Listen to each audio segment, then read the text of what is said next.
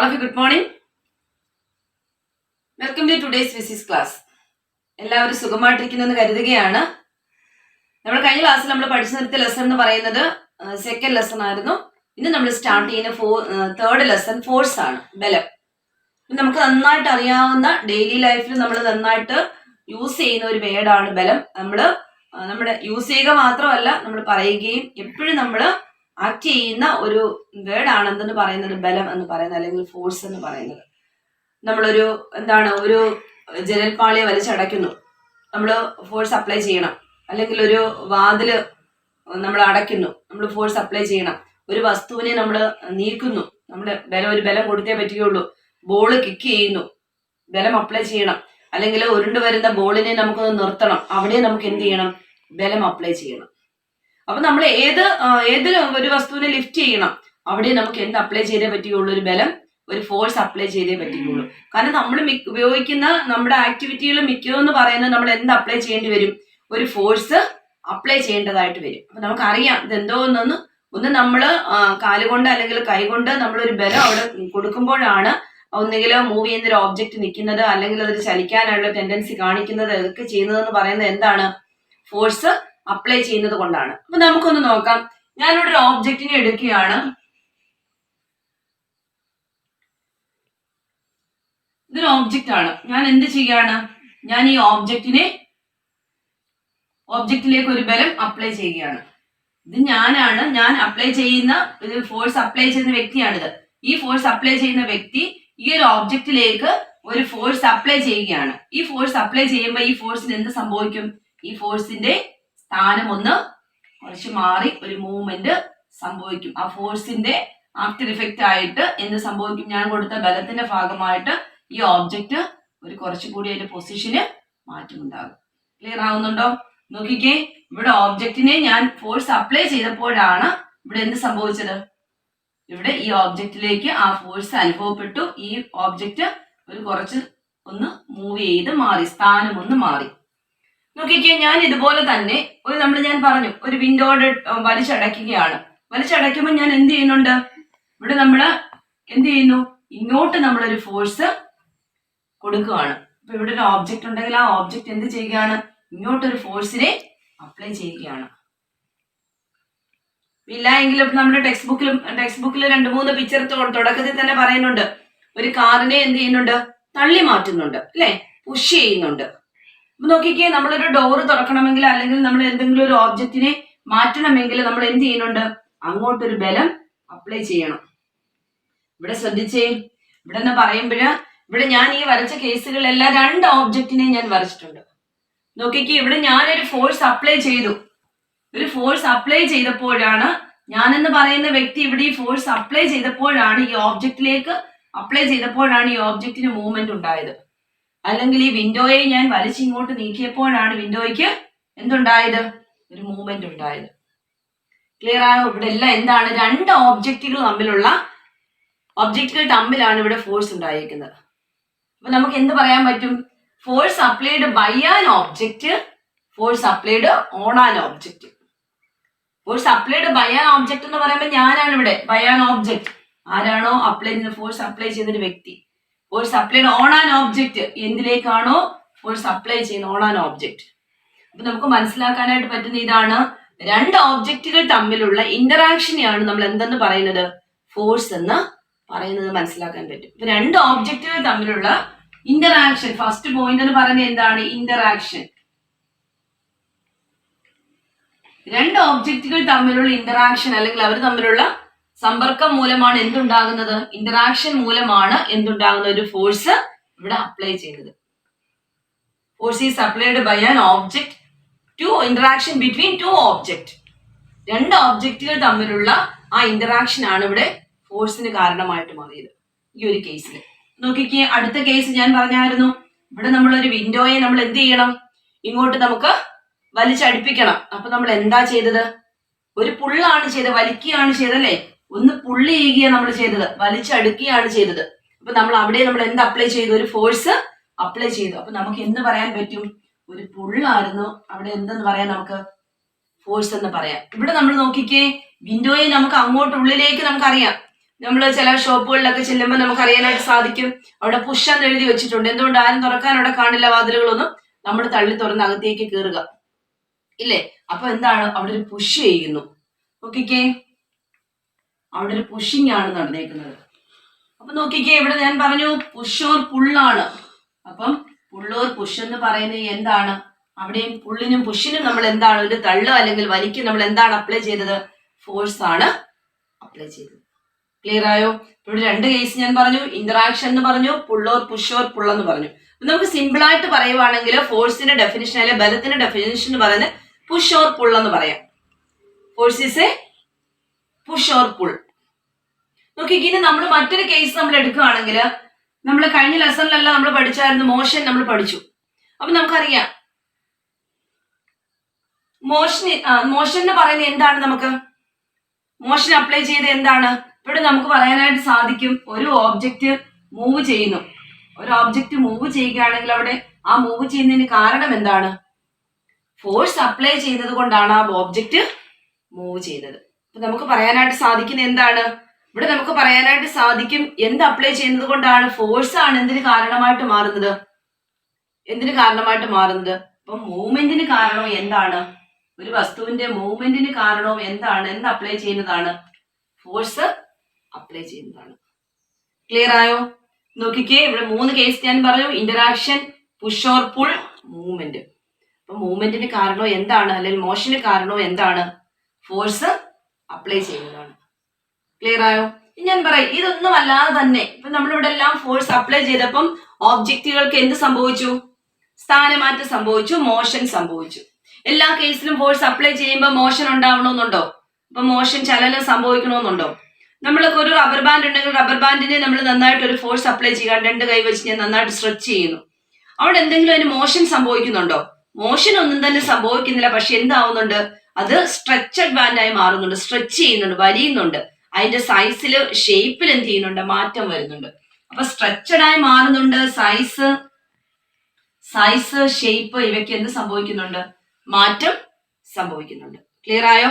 സൈസിലും ഷേപ്പിലും മാറ്റം വരുത്താനായിട്ട് എന്തിനു സാധിക്കുന്നുണ്ട്? ഫോഴ്സ് അപ്ലൈ ചെയ്തപ്പോൾ സാധിച്ചു. നമുക്കറിയാം ഗ്യാസസിന്റെയും എന്താണ് ലിക്വിഡിന്റെ ഒക്കെ കേസിൽ നമ്മൾ ഹൈ പ്രഷർ അപ്ലൈ ചെയ്യുമ്പോൾ അവിടെ വോളിയം എന്ത് ചെയ്യുന്നത്? വോളിയം ഡിക്രീസ് ചെയ്യുക ചെയ്യുന്നത്.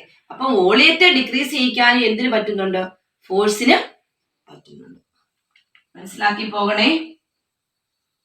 അപ്പം വോളിയത്തെ ഡിക്രീസ് ചെയ്യിക്കാനും വോളിയത്തിന് ചേഞ്ച് വരുത്താനും എന്തിനു സാധിക്കുന്നുണ്ട്?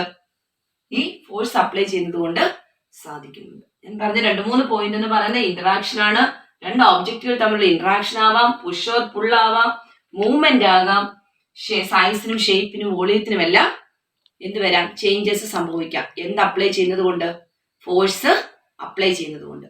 ടെക്സ്റ്റ് ബുക്കിൽ നോക്കിക്കോണം. ടെക്സ്റ്റ് ബുക്കിൽ ഫിഗർ 7.2 7.2ന്റെ A B S C D എന്ന് പറഞ്ഞ കുറെ ഫിഗേഴ്സ് ഉണ്ട്. 6 ഫിഗേഴ്സ് തന്നിട്ടുണ്ട്. ആ ഫിഗേഴ്സ് നിങ്ങൾ നോക്കി കഴിയുമ്പോൾ കൊടുക്കുന്നതെല്ലാം എന്താണ്? ബോൾ കിക്ക് ചെയ്യുന്നുണ്ട്, പുഷ് ഓർ പുള്ള് നടക്കുന്നുണ്ട്, അവിടെയൊക്കെ മൂവ്മെന്റ് നടക്കുന്നുണ്ട്. നമ്മളിപ്പോ ഒരു വോളിനെ പോയി പിന്നാണെങ്കിലോ പുഷ് ചെയ്ത് കഴിഞ്ഞാൽ, ഞാൻ ഈ വോളിനെ പുഷ് ചെയ്ത് കഴിഞ്ഞാൽ ഇത് മൂവ്മെന്റ് നടക്കും? ഇവിടെ മൂവ്മെന്റ് നടക്കില്ല. അത് ടെൻസ് ടു മൂവ് ആണ്. അപ്പം മൂവ് ചെയ്യാനുള്ള ടെൻഡൻസി മാത്രമേ ഉള്ളൂ, അല്ലാതെ എന്തില്ല? മൂവ്മെന്റ് ഇവിടെ നടക്കുന്നില്ല. അപ്പൊ ഇങ്ങനെ പലതരത്തിലുള്ള ഒരു പിക്ചർ അവിടെ കാണിക്കുന്നുണ്ട്. അപ്പൊ എല്ലാ ഫോഴ്സ് എന്ന് പറയുന്നത് എന്തല്ല? എല്ലാ ഫോഴ്സും അപ്ലൈ ചെയ്താൽ അവിടെ മൂവ്മെന്റ് നടക്കുന്നില്ല. ഫോഴ്സിന്റെ ഡെഫിനിഷൻ എന്ന് പറയുന്നത് എന്താണ്? Force is that which changes to tends to change the shape, size, volume, state of rest, state of a motion of a body. ശ്രദ്ധിച്ചേ, ഇവിടെ നമ്മൾ പറഞ്ഞു ഇന്ററാക്ഷൻ ആണെന്ന് പറഞ്ഞു. രണ്ട് ബോഡികൾ തമ്മിലുള്ള ഇന്ററാക്ഷൻ ആണെന്ന് ഞാൻ പറഞ്ഞു. പുഷ് ഓർ പുൾ ആണെന്ന് പറഞ്ഞു, മൂവ്മെന്റ് ആണെന്ന് പറഞ്ഞു. ഇവിടെ പറയാത്തൊരു വേർഡ് ഉണ്ട്. എന്താണ്? State of rest or state of motion. നോക്കിക്കേ, ഒരു ബോളിനെ ഞാൻ എന്ത് ചെയ്യുന്നു? ഒരു ബോളിനെ നമ്മൾ കിക്ക് ചെയ്ത് എനിക്ക് ബോളിനെ നമ്മൾ എന്ത് ചെയ്യണം? ബോളിനെ എനിക്ക് ഈ ഡയറക്ഷനിലേക്ക് കിക്ക് ചെയ്ത് വിട്ടു. കിക്ക് ചെയ്ത് വിട്ടപ്പോൾ ഇവിടെ സ്റ്റേറ്റ് ഓഫ് റെസ്റ്റിലായിരുന്ന ഒരു ബോളിനെയാണ് ഞാൻ എന്ത് ചെയ്തത്? കിക്ക് ചെയ്ത് ഇങ്ങോട്ട് മൂവ്മെന്റ് ചെയ്യിച്ചത്. അപ്പൊ എന്ത് മാറി? ഇവിടെ ഈ മൂവ്മെന്റ് സംഭവിച്ച് സ്റ്റേറ്റ് ഓഫ് റെസ്റ്റ് മാറി, അല്ലേ? ഈ സ്റ്റേറ്റ് ഓഫ് റെസ്റ്റിൽ നിന്ന് ഞാൻ അടുത്ത് എന്ത് ചെയ്യാണ്? ഇവിടെ ഒരു ഫോഴ്സ് അപ്ലൈ ചെയ്തുകൊണ്ട് അതിനെ ഞാൻ വേറൊരു ഡയറക്ഷനിലേക്ക് മൂവ് ചെയ്യിക്കുകയാണ്. നോക്കിക്കേ, അപ്പൊ ഇവിടെ സ്റ്റേറ്റ് ഓഫ് റെസ്റ്റിലായിരുന്നു, സ്റ്റേറ്റ് ഓഫ് മൂവ്മെന്റ് കൊടുക്കാനായിട്ട് സാധിച്ചു. ഡയറക്ഷൻ ചേഞ്ച് ചെയ്യിക്കാനായിട്ടും ഫോഴ്സിന് സാധിച്ചു. മനസ്സിലാക്കിക്കോണം. സ്റ്റേറ്റ് ഓഫ് റെസ്റ്റിലായിരുന്ന ഒരു ബോളിനെ മൂവ് ചെയ്യിച്ചു, മൂവ്മെന്റ് ഫോഴ്സ് അപ്ലൈ ചെയ്ത് മൂവ്മെന്റ് കൊടുത്തു. ആ മൂവ്മെന്റിൽ നിന്ന് എന്ത് സംഭവിച്ചു? അടുത്തൊരു ഫോഴ്സ് അപ്ലൈ ചെയ്തപ്പോൾ എന്ത് സംഭവിച്ചു? സ്റ്റേറ്റ് ഓഫ് റെസ്റ്റ് തന്നെയാണ് വരുന്നത് എങ്കിൽ പോലും ഇവിടെ എന്താണ് ഡയറക്ഷൻ ചേഞ്ച് ചെയ്യിക്കാനായിട്ട് സാധിച്ചു. അതാണ് ഡെഫിനിഷൻ പറയുന്നത്. എന്താണ്? Force is that which changes or tends to change the shape, size, volume. എന്താണ്? State of rest or state of motion of a body. ഒരു വസ്തുവിന് നിശ്ചലാവസ്ഥയ്ക്ക് മാറ്റം വരുത്താനും ദിശയ്ക്ക് മാറ്റം വരുത്താനും ആ വസ്തുവിന് ഫോഴ്സ് കൊണ്ട് സാധിക്കുന്നു. ഒരു ഡെഫിനിഷൻ പഠിച്ചു വെച്ചോണം. Force is that which change or tends to change the shape, size, volume of a body. എന്താണ്? State of rest or state of motion of a body. Clear ആയല്ലോ? സർ, ഐസക് ന്യൂട്ടനെ പറ്റി എല്ലാവർക്കും അറിയാം അല്ലേ? നമ്മള് ഫോഴ്സിന്റെ SI യൂണിറ്റും നമ്മളെല്ലാം പറഞ്ഞപ്പോൾ നമ്മള് എന്താണ് ഐസക് ന്യൂട്ടനെ പറ്റി പറഞ്ഞിരുന്നു. ആരാണ് സർ ഐസക് ന്യൂട്ടൻ എന്ന് പറയുന്നത്? ഏറ്റവും കൂടുതൽ ഫിസിക്സിൽ സംഭാവന, ക്ലാസിക്കൽ മെക്കാനിക്സിൽ ഏറ്റവും കൂടുതൽ റിസർച്ച് നടത്തിയിട്ടുള്ള ഒരു സയന്റിസ്റ്റ് ആണ്. അപ്പൊ ക്ലാസിക്കൽ മെക്കാനിക്സ് എന്ന് വെച്ചാൽ മൂവ്മെന്റുമായിട്ടും മോഷനുമായിട്ടും ബന്ധപ്പെട്ട് ഒരുപാട് റിസർച്ച് നടത്തിയിട്ടുള്ള ഒരു വ്യക്തിയാണ്. നോക്കിക്കേ, അദ്ദേഹത്തിന്റെ പേരിന്റെ അടിസ്ഥാനത്തിലാണ് നമ്മൾ ഫോഴ്സിന്റെ SI യൂണിറ്റ് നമ്മൾ പറയാറുള്ളത്. നമ്മൾ അന്ന് യൂണിറ്റ് പറഞ്ഞ സമയത്ത് നമ്മൾ സയന്റിസ്റ്റിന്റെ പേര് വരുമ്പോൾ എങ്ങനെയാണ്? സയന്റിസ്റ്റിന്റെ പേര് ആണ് എഴുതുന്നതെങ്കിൽ സ്മോൾ ലെറ്ററിൽ എഴുതണം. ക്യാപിറ്റൽ ലെറ്റർ ആദ്യത്തെ ലെറ്റർ ആണ് കൊടുക്കുന്നതെങ്കിൽ ക്യാപിറ്റൽ ലെറ്റർ മാത്രം കൊടുക്കണമെന്നൊക്കെ നമ്മൾ പഠിച്ചായിരുന്നു. അപ്പൊ ഇവിടെ ഐസക് ന്യൂട്ടന്റെ വെച്ചിട്ടാണ് ഫോഴ്സിന്റെ യൂണിറ്റ് എന്ന് പറയുന്നത്. എന്താണ്? ഫോഴ്സിന്റെ യൂണിറ്റ് ന്യൂട്ടൺ ആണ്. അപ്പൊ 5 ന്യൂട്ടൺ എഴുതിയാൽ നമുക്ക് 5 ന്യൂട്ടൺ ഇങ്ങനെ എഴുതാം. 5 ന്യൂട്ടൺ എന്ന് നമുക്ക് എങ്ങനെ എഴുതാം? സ്മോൾ ലെറ്ററിൽ പേരും എഴുതാനായിട്ട് പറ്റുമെന്ന് നമ്മളിത് പഠിച്ചിട്ടുണ്ട്. 5 ന്യൂട്ടൺ എന്ന് പറയുന്ന ക്യാപിറ്റൽ ലെറ്ററിലും ന്യൂട്ടൺ എന്ന് പറയുന്ന സ്മോൾ ലെറ്ററിലും എഴുതണമെന്ന് SI യൂണിറ്റ്സിൽ നമ്മൾ പഠിച്ചതാണ്. ക്ലിയർ ആയോ? പിന്നെ നമുക്ക് പറയാനുള്ള ഫോഴ്സിനെ പറ്റി ഒരു കാര്യം എന്ന് പറയുന്നത് എന്താണ്? Force is A vector quantity. Force എന്ന് പറയുന്നത് എന്താണ്? ഒരു വെക്റ്റർ ക്വാണ്ടിറ്റി ആണ്. നമ്മൾ ക്ലിയർ ആയിട്ട് വെക്റ്റർ ക്വാണ്ടിറ്റി എന്താണ്, സ്കേലാർ ക്വാണ്ടിറ്റീസ് എന്താണ് നമ്മൾ പഠിച്ചിരുന്നു. അപ്പം വെക്റ്റർ ക്വാണ്ടിറ്റി എന്താണ്? വെക്റ്റർ ക്വാണ്ടിറ്റിയിൽ എന്തൊക്കെയുണ്ട്? മാഗ്നിറ്റ്യൂഡും ഡയറക്ഷനും ഉണ്ടായിരിക്കും. അപ്പൊ മാഗ്നിറ്റ്യൂഡും ഡയറക്ഷനും ഉള്ള ഒരു ക്വാണ്ടിറ്റിയാണ് എന്തെന്ന് പറയുന്നത്? Vector quantity. അപ്പൊ ഫോഴ്സ് എന്ന് പറയുന്ന മാഗ്നിറ്റ്യൂഡ് എന്ന് പറയുന്നത് എന്താണ്? ഫോഴ്സ് ഞാൻ പുഷ് ചെയ്യുന്ന ഓബ്ജക്റ്റിന് ഒരു കറക്റ്റ് വെയിറ്റ് ഉണ്ടായിരിക്കും, മാഗ്നറ്റ് ഉണ്ടായിരിക്കും. ഞാൻ പുഷ് ചെയ്യുന്ന ഒരു ഡയറക്ഷനിലേക്കായിരിക്കും. അങ്ങനെയെങ്കിലും അവിടെ എന്തുണ്ട്? ഡയറക്ഷൻ ഉണ്ട്. ഞാനൊരു വസ്തുവിനെ ലിഫ്റ്റ് ചെയ്യുകയാണ്. ലിഫ്റ്റ് ചെയ്യുന്ന ഓബ്ജക്റ്റിന് വെയിറ്റ് ഉണ്ടായിരിക്കും, മാഗ്നിറ്റ്യൂഡ് ഉണ്ടായിരിക്കും. ആ വസ്തുവിന് എന്തുണ്ട്? ഞാൻ ലിഫ്റ്റ് ചെയ്യുമ്പോൾ അപ്വേർഡ് ഡയറക്ഷനിലാണ് ലിഫ്റ്റ് ചെയ്യുന്നത്. അവിടെ എന്തുണ്ട്? ഡയറക്ഷൻ ഉണ്ട്. നമ്മൾ സിമ്പിൾ ആയിട്ട് പറയുവാണെങ്കിൽ ഒരു ഡയഗ്രം നമുക്ക് വരച്ചാൽ ഇതൊരു ബോക്സ് ആണ്. ഈ ബോക്സ് ഇവിടെ ഇരിക്കുകയാണ്. ഈ ബോക്സ് ഇരിക്കുമ്പം ഈ ബോക്സിന്റെ വെയിറ്റ് എന്ന് പറയുന്നത് ഞാൻ അപ്ലൈ ചെയ്യുകയാണ്. ഒരു 20 ന്യൂട്ടൺ വെയിറ്റ് ഉണ്ടെന്ന് കരുതുകയാണ്. ഈ ബോക്സിന്റെ വെയിറ്റ് എങ്ങോട്ടാണ് ആക്ട് ചെയ്യുന്നത്? ഡൗൺവേർഡ് ആയിട്ടാണ് ആക്ട് ചെയ്യുന്നത്. അപ്പൊ ഈ ബോക്സിന്റെ വെയിറ്റ് എന്ന് പറയുന്നത് ഡൗൺവേർഡ് ആയിട്ട് ആക്ട് ചെയ്യുന്നു. ഈ ബോക്സിന് എന്തുണ്ട്? മാഗ്നിറ്റ്യൂഡ് ഉണ്ട്, 20 ന്യൂട്ടൺ ഉണ്ട്.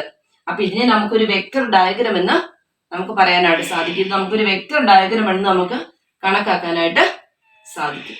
ക്ലിയർ ആയോ? ഫോഴ്സിനെ പറ്റി ഇത്രയൊക്കെ കാര്യങ്ങളാണ് നമുക്ക് ഇൻട്രൊഡക്ഷൻ ആയിട്ട് പറയാനുള്ളത്. നമുക്ക് നെക്സ്റ്റ് ടോപ്പിക് എന്ന് പറയുന്നത് നമുക്ക് എന്താണ്? നെക്സ്റ്റ് ടോപ്പിക് നമുക്ക് contact and non contact force ആണ്.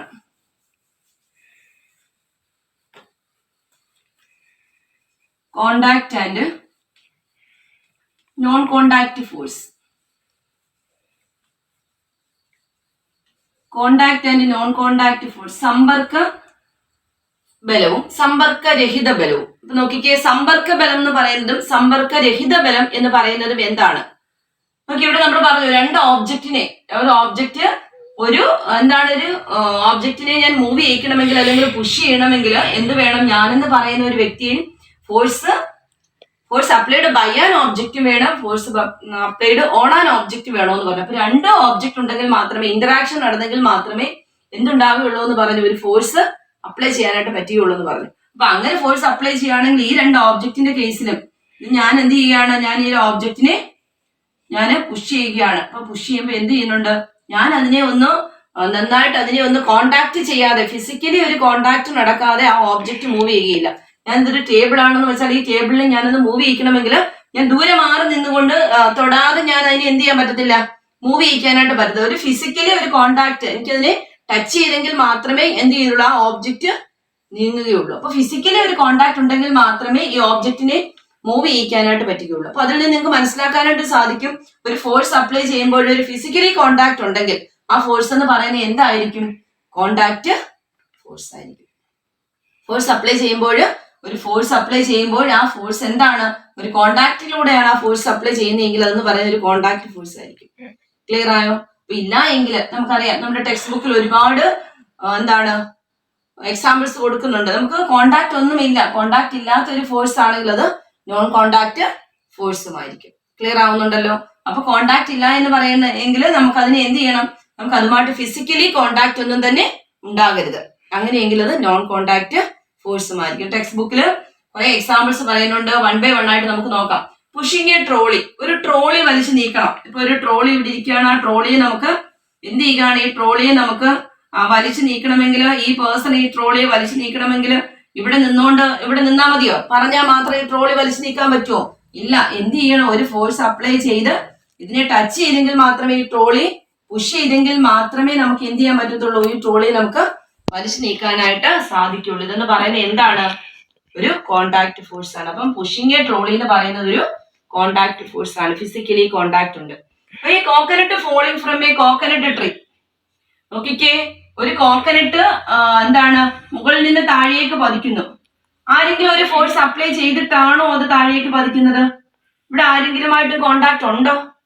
താഴേക്ക് വീഴുന്ന കേസിൽ ആരെങ്കിലുമായിട്ടും കോണ്ടാക്ട് ഉണ്ടോ? ഗ്രാവിറ്റേഷണൽ ഫോഴ്സ് കൊണ്ടാണ് ഇത് താഴേക്ക് പതിക്കുന്നത്, അല്ലെ? ഇത് ഒരിക്കലും എന്തല്ല, ഒരു കോണ്ടാക്ട് ഫോഴ്സ് അല്ല, ഇതൊരു നോൺ കോണ്ടാക്ട് ഫോഴ്സ് ആണ്. കോണ്ടാക്ട് വരുന്നത് കോക്കനട്ട് താഴെ വീഴുന്നതിന് ശേഷം മാത്രമേ ഗ്രൗണ്ടുമായിട്ട് കോണ്ടാക്ട് വരുന്നുള്ളൂ. മുകളിൽ നിന്ന് താഴേക്ക് വീഴുമ്പോൾ ഈ കോക്കനട്ടിന് എന്തില്ല? കോണ്ടാക്ട് ഒന്നും തന്നെയില്ല. ഇതൊരു നോൺ കോണ്ടാക്ട് ഫോഴ്സ് ആണ്. ഡ്രോയിങ് വാട്ടർ ഫ്രം എ വെല്ല്, കിണറ്റിൽ നിന്ന് വെള്ളം കോരുന്നു. കിണറ്റിൽ നിന്ന് വെള്ളം കോരണമെങ്കിൽ എന്ത് ചെയ്യണം? ഇവിടെ കോരുന്ന ഒരാൾക്ക് എന്ത് ചെയ്യണം? ഇവിടെ ഇരിക്കുന്ന ഈ ബക്കറ്റുമായിട്ട് അല്ലെങ്കിൽ എന്താണ് ഒരു കോണ്ടാക്ട് ഉണ്ടെങ്കിൽ മാത്രമേ എന്ത് സംഭവിക്കുന്നുള്ളൂ? വെള്ളം കോരാനായിട്ട് സാധിക്കുള്ളൂ. അല്ലെങ്കിൽ നമ്മൾ മാറി നിന്നിട്ട് കയറ് മാറ്റി വെച്ചിട്ട് വെള്ളം കോരാൻ പറ്റുമോ? ഇല്ല. വെള്ളം വലിക്കണമെന്നുണ്ടെങ്കിൽ, വലിച്ചെടുക്കണമെന്നുണ്ടെങ്കിൽ നമുക്ക് എന്ത് വേണം?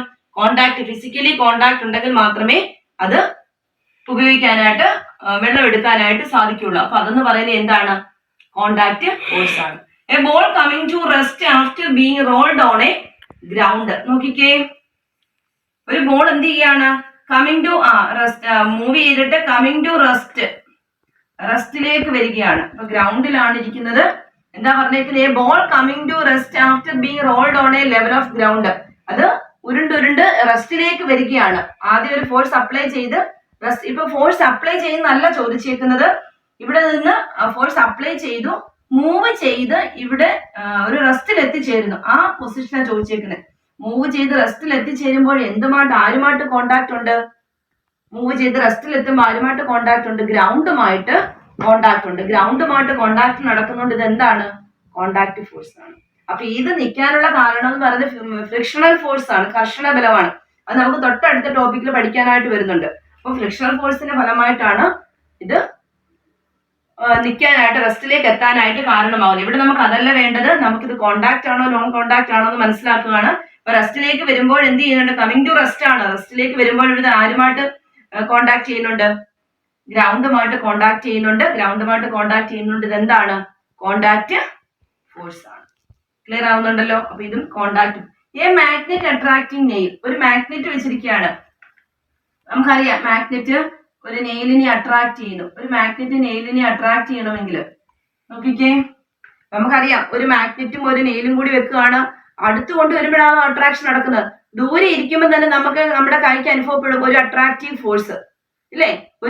ഒരു ടച്ചിങ്, ആ ഒരു ഫീൽ നമുക്ക് നന്നായിട്ട് അനുഭവപ്പെടും. ടച്ച് ചെയ്യാതെ തന്നെ ഒരു മാഗ്നറ്റിക് എഫക്റ്റ് നമുക്ക് അറിയപ്പെടാനായിട്ട് സാധിക്കും ഒരു നിശ്ചിത ദൂരത്തിൽ എത്തിച്ചേരുമ്പോൾ. അപ്പൊ അതെന്ന് പറയുന്നത് എന്തല്ല, കോണ്ടാക്റ്റോട് ആവശ്യമില്ല. കോണ്ടാക്റ്റിന് മുമ്പ് തന്നെ എന്ത് ചെയ്യുന്നുണ്ട്? അട്രാക്റ്റീവ് ഫോഴ്സ് അവിടെ ഉണ്ടാകുന്നുണ്ട്. അതെന്ന് പറയുന്നത് എന്താണ്? നോൺ കോണ്ടാക്ട് ഫോഴ്സ് ആണ്. ക്ലിയർ ആയോ?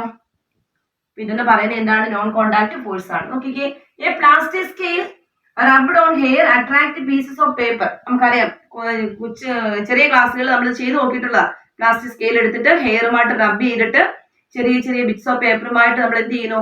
ഇങ്ങനെ കോണ്ടാക്റ്റിലേക്ക് കൊണ്ടുവരുന്നു. അപ്പൊ അടുത്ത് കൊണ്ടുവരണ്ട, ദൂരെ വെച്ച് തന്നെ ഒരു മാഗ്നറ്റിക് പവർ അവിടെ കാണിക്കുന്നുണ്ട്. അപ്പൊ ഒരു പെട്ടെന്ന് അതിനെ അട്രാക്ട് ചെയ്യാനുള്ള ഒരു പവർ അവിടെ കാണിക്കുന്നത് അതും കോണ്ടാക്ട് ഫോഴ്സ് അല്ല, നോൺ കോണ്ടാക്ട് ഫോഴ്സ് ആണ്. അത് സ്റ്റാറ്റിക് മോഷൻ ഒക്കെയാണ്. അത് നമുക്ക് പിന്നീട് സ്റ്റാറ്റിക് ഫ്രിക്ഷൻ ഒക്കെയാണ്, അത് നമുക്ക് പിന്നീട് പഠിക്കാനായിട്ട് സാധിക്കും. അപ്പൊ ഇത് ഇത്രയും മനസ്സിലാക്കുക, അത് നോൺ കോണ്ടാക്ട് ഫോഴ്സ് ആണെന്ന് മനസ്സിലാക്കിക്കോണം. അപ്പൊ ഇത്രയും ടെക്സ്റ്റ് ബുക്കിലെ